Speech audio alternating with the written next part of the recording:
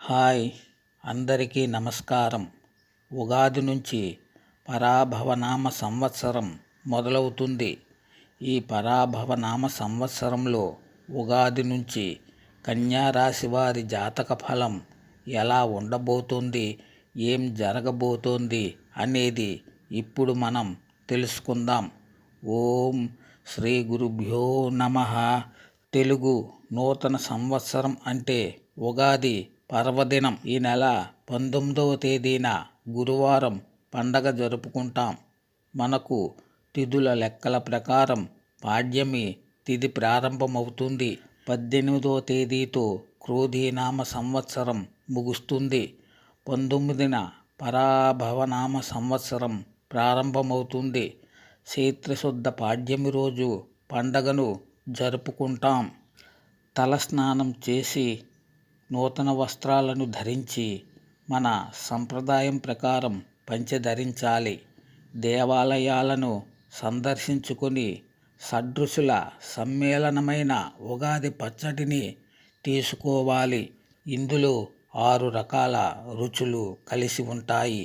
తీపి, పులుపు, చేదు, కారం, ఉప్పు, వగరు తీసుకోవడం వల్ల కొత్త సంవత్సరంలో మన జీవిత పయనంలో ఎదురయ్యే అనేక రకాల సవాళ్లను అధిగమించడం, ఎదుర్కొనే అనుభవాలన్నీ కొన్ని తీయగా, కొన్ని చేదుగా, కొన్ని వగరుగా ఇలా ఉంటాయని, అన్నింటినీ సమపాలలో స్వీకరించాలని పండితులు చెబుతారు. తర్వాత సాయంత్రం పండితులు చెప్పే పంచాంగ శ్రవణాన్ని వింటాం. ఆ ప్రకారం కొత్త సంవత్సరం ఏ విధంగా ఉండబోతోంది అనే విషయంలో ఒక స్పష్టతకు వస్తాం. మనకు తెలుగులో 12 రాసులుంటాయి. వీటిని ద్వాదశ రాసులు అంటారు. ఉగాది అనగానే కొత్త సంవత్సరంలో తమకు చాలా బాగుంటుందనే ఆశతో ఎంతోమంది రాసుల వారు ఎదురు చూస్తుంటారు, భయపడుతుంటారు. ప్రస్తుతం కన్యా రాశి వారికి ఉగాది నుంచి ఎలా ఉంటుందో ఇప్పుడు మనం తెలుసుకుందాము.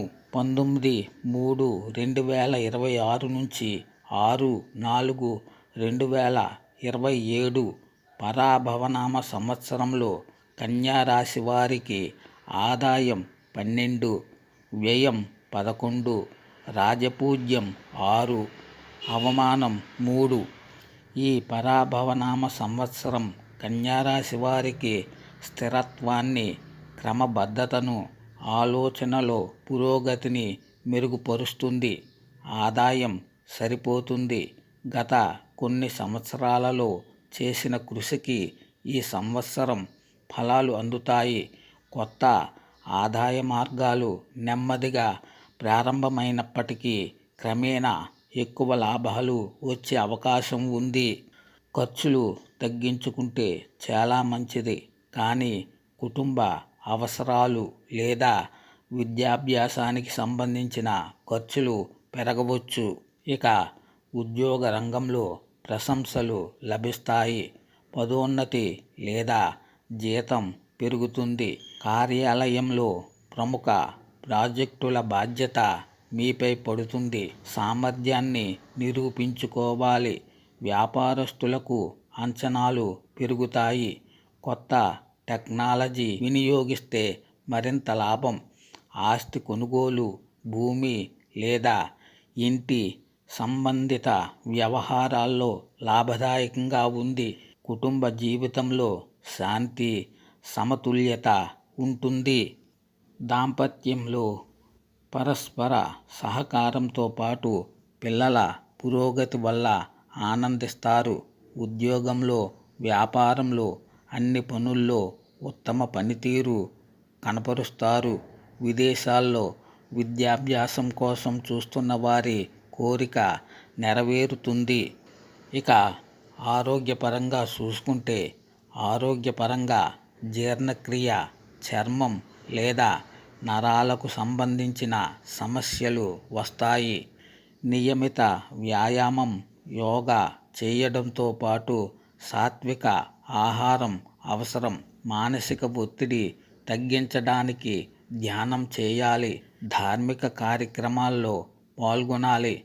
విష్ణు సహస్రనామ పారాయణం లేదా బుధవారం పూజ శుభ ఫలితాలు కలిగిస్తాయి. స్నేహితుల సహకారంతో ఒక ముఖ్యమైన ప్రణాళిక విజయవంతమవుతుంది. సంవత్సరం మొత్తంగా చూసుకుంటే ఈ సంవత్సరం కన్యా రాశి వారికి సమతుల్యం, ఆర్థిక స్థిరత్వం, సమాజంలో గౌరవాన్ని పెంచే అవకాశం ఉంది. ఈ సంవత్సరం శుభం భూయాత్.